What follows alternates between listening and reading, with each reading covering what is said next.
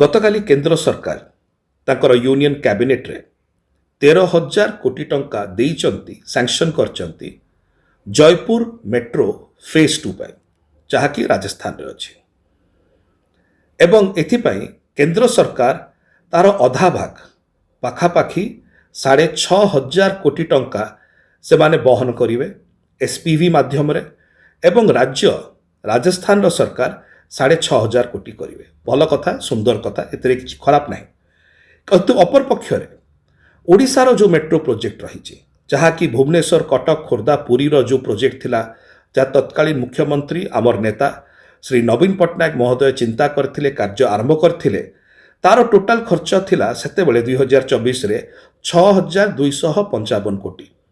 जदि जयपुर रो जो मॉडल अच्छी जयपुर रो मेट्रो मॉडल अच्छी सेटा को धरि दिया जाए कि केंद्र सरकार अधा एवं राज्य सरकार अधा बहन करिवे तेबे हाराहारी 3,000 कोटी टंका केंद्र सरकार एवं 3,000 कोटी टंका राज्य सरकार बहन करिवे।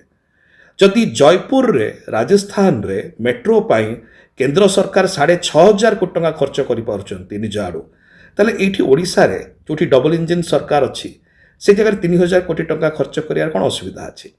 एथिपाई बड़ प्रश्न होचे जो राज्य ओडिशा केंद्र सरकार को भारतीय जनता पार्टी को 21 मध्यरु 20 लोकसभा सांसद देले 220 सांसद जगह 240 सांसद हैला केंद्र सरकार कर एनडीए सरकार कर से जगह जदि राजस्थान को 6,500 कोटी टंका केंद्र सरकार दौचंती मेट्रो पाई ताले ओडिशा को 3,000 कोटी टंका दबार असुविधा कोठी रोचे।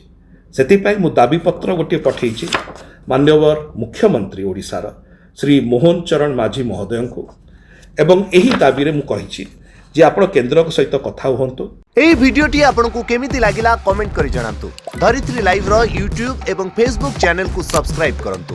अधिक खबर पई लॉगिन करंतु www.dharitri.com।